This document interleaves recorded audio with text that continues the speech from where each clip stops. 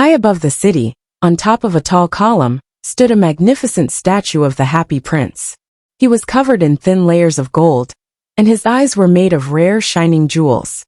Everyone who passed by admired him. "He is so beautiful," said an important man as he looked up at the statue. "But he is not very useful," he added quickly, not wanting people to think he was not practical. A mother walking with her little boy saw the statue and said, "Why can't you be like the Happy Prince? He never cries." A sad man, feeling disappointed with his life, gazed up at the golden statue. "It is good to know that at least someone in this world is truly happy," he said with a sigh. Children coming out of the cathedral looked up at the statue with wonder. "He looks just like an angel," they exclaimed. "How do you know?" asked their mathematics teacher. "You have never seen an angel." "We have in our dreams," answered the children. The teacher frowned. He did not like when children spoke about dreams. One evening, a little swallow flew over the city. His friends had left for Egypt 6 weeks earlier, but he had stayed behind because he was in love with a beautiful reed. He had met her in the spring, by the river, and had been so captivated by her beauty that he stopped to talk to her. "Shall I love you?" he asked. The reed bent her head in agreement. The swallow was delighted and flew around her again and again, touching the water with his wings to show his love.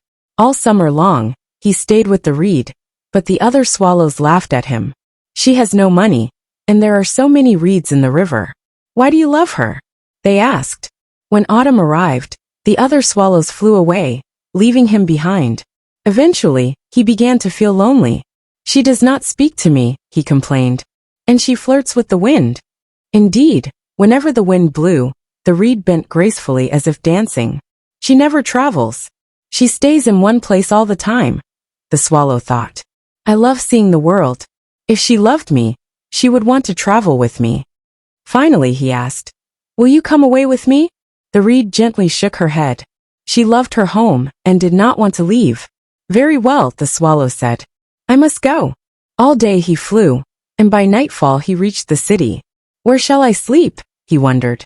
Then he spotted the tall column with the golden statue on top.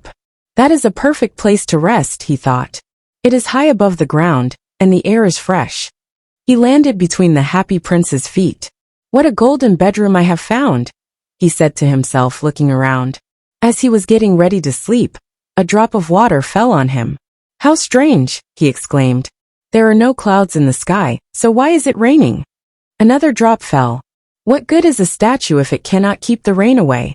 he muttered. He was about to fly away when a third drop landed on him. He looked up and saw something surprising. The Happy Prince had tears in his eyes, and they were rolling down his golden face. The swallow was moved by the sight. "Who are you?" he asked. "I am the Happy Prince," the statue replied. "Then why are you crying?" the swallow asked. "When I was alive and had a human heart," the prince said, "I did not know what sadness was. I lived in a grand palace where everything was beautiful, and no one was allowed to cry. During the day, I played in the garden, and in the evening, I danced in the great hall. A tall wall surrounded my palace, and I never wondered what lay beyond it. People called me the Happy Prince, and I believed them. I was truly happy, at least I thought I was. Then I died, and now they have placed me up here, high above the city. From here, I can see all the misery and suffering of my people. My heart may be made of metal, but I cannot help crying." The swallow listened carefully. "Is he not made of solid gold?" he thought. But he was too polite to say it out loud. The statue continued. "Far away in a poor house, I see a woman sitting at a table. Her little boy is sick with a fever. He is thirsty, but she has no money to buy him medicine. She is exhausted and has fallen asleep with worry. Swallow, swallow, little swallow, will you take one of the jewels from my eyes and give it to her? My feet cannot move." "My friends are waiting for me in Egypt," said the swallow. "They are flying over the Nile and resting in the grand tomb of a great king." "Swallow, swallow, little swallow," said the prince, "will you stay with me for one night and help me? The child is suffering, and his mother is heartbroken." "I do not like boys," the swallow admitted. "Last summer, 2 boys by the river threw stones at me, but when he looked at the prince's sad face, he felt pity. 'It is very cold here,' he said, 'but I will stay for one night and help.' "Thank you, little swallow," said the happy prince. The swallow gently plucked the large jewel from the statue's eye and flew across the city. He passed by the cathedral tower, glided over the palace where music and laughter filled the air, and crossed the river. Finally, he reached the poorhouse. He peeked inside. The boy lay tossing and turning in his sleep. His mother, too tired to stay awake, had fallen asleep at the table. The swallow placed the jewel on the table beside her. Then he flew around the room, fanning the child's forehead with his wings. "How cool I feel," the boy whispered, and he fell into a peaceful sleep. The swallow returned to the happy prince and told him what he had done. "It is strange," he said, "but even though it is cold, I feel warm inside." "That is because you have done a kind act," said the happy prince.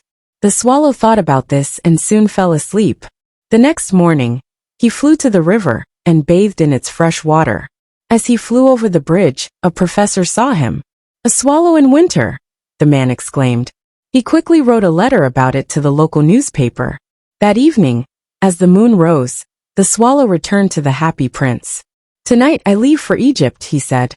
"Swallow, swallow, little swallow," said the prince. "Will you stay with me for just one more night?" "My friends are waiting for me in Egypt," the swallow replied. "Tomorrow, they will rest at the great throne of the god Memnon." "Swallow, swallow, little swallow," the happy prince said. "Far across the city, I see a young man in a small room. He sits at a desk covered with papers. He has brown hair and dreamy eyes. He is trying to finish a play." And so the swallow stayed once again, carrying another jewel to someone in need.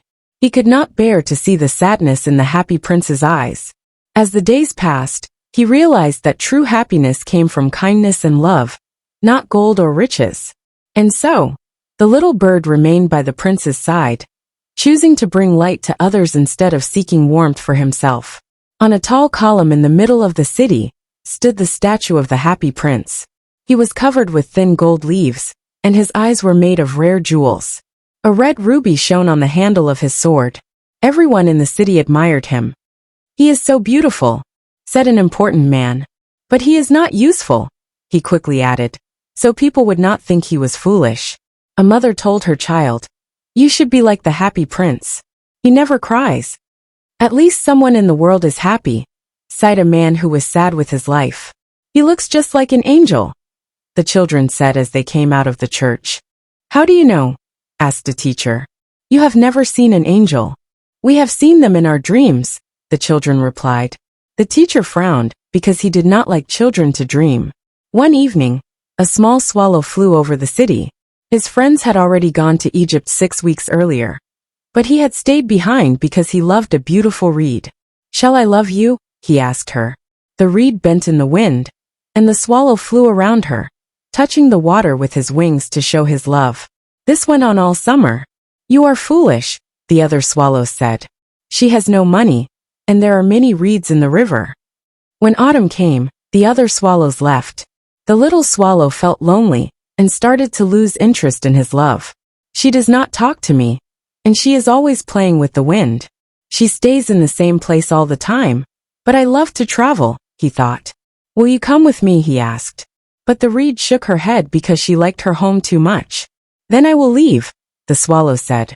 He flew all day and by nightfall reached the city. "Where shall I sleep?" he wondered. Then he saw the statue of the happy prince on the tall column. "This is a good place with plenty of fresh air," he thought. He sat between the prince's feet and prepared to sleep. But as he was closing his eyes, a drop of water fell on him. "How strange," he cried. "There are no clouds in the sky. How can it be raining?" The reed liked the rain, but that was because she only cared about herself. Another drop fell. "What is the use of a statue that cannot protect me from rain? I must find a better place." Before he could fly away, a third drop fell.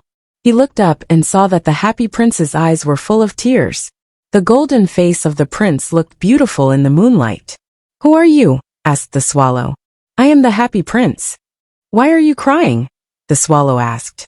"When I was alive, my heart was human, and I did not know what sorrow was. I lived in a palace where everything was beautiful. I played in the garden during the day and danced in the hall at night. My palace had a high wall, so I never knew what was beyond it. Everyone called me the happy prince. and I was happy. When I died, they placed my statue high above the city, and now I can see all its misery. My heart is made of lead, but even now, I cannot help but cry." The swallow felt sorry for the prince. He is not entirely made of gold, he thought to himself. Far away, continued the prince, there is a poor woman sitting at a table in a small house. Her child is very sick, and she has no food to give him. He is thirsty, but she has nothing to offer. Swallow, little swallow, will you take the ruby from my sword and give it to her? My feet are fixed here, and I cannot move. My friends are waiting for me in Egypt, said the swallow. They are flying over the Nile and resting in a grand tomb. Swallow, little swallow, begged the prince, stay one night and help me.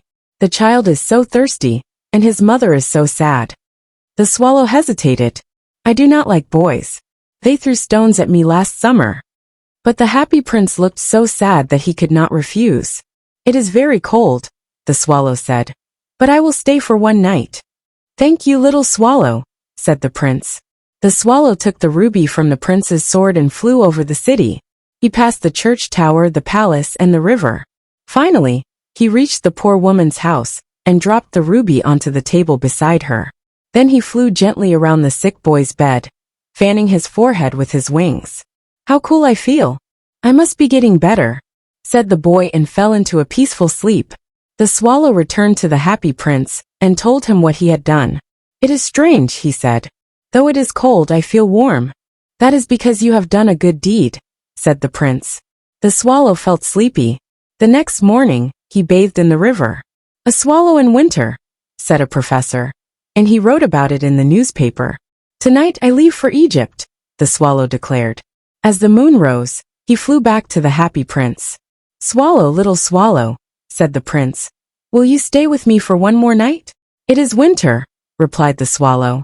The snow will arrive soon. I must go to Egypt. In the square below, a little girl has dropped all her matches. Her father will beat her if she returns home with no money. Take out my other eye and give it to her. I cannot do that, said the swallow. You will be blind. Swallow, little swallow, the prince pleaded. Do as I say. So the swallow took out the prince's other eye and flew down. He placed the jewel in the girl's hand. What a pretty piece of glass, she cried, running home happily. The swallow returned. You are blind now, he said. I will stay with you always. No, little swallow, said the prince. You must go. I will stay with you always, the swallow replied. Day after day, the swallow sat on the prince's shoulder, describing the world around him. The prince asked him to remove his gold leaf by leaf and give it to the poor. Soon the prince looked dull and gray. Winter arrived, and the little swallow became colder. He knew he would die soon, but he would not leave the prince. One final time, he flew up to the prince's shoulder. Goodbye, dear prince, he said.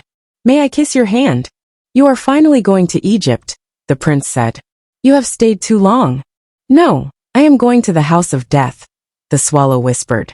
He kissed the prince and fell dead at his feet. At that moment, the leaden heart inside the statue cracked. The next morning, the mayor and city officials saw the statue. How ugly he looks, they said. He is no longer golden. A dead bird lies at his feet, added the mayor. This must not be allowed. They removed the statue and melted it. What a strange thing, a workman said. This broken heart will not melt. So they threw it where the dead swallow lay. God spoke to an angel. Bring me the two most precious things from the city. The angel returned with the broken heart and the dead bird. You have chosen well, said God. In my paradise, this little bird shall sing forever. And in my city of gold, the happy prince will praise me forevermore.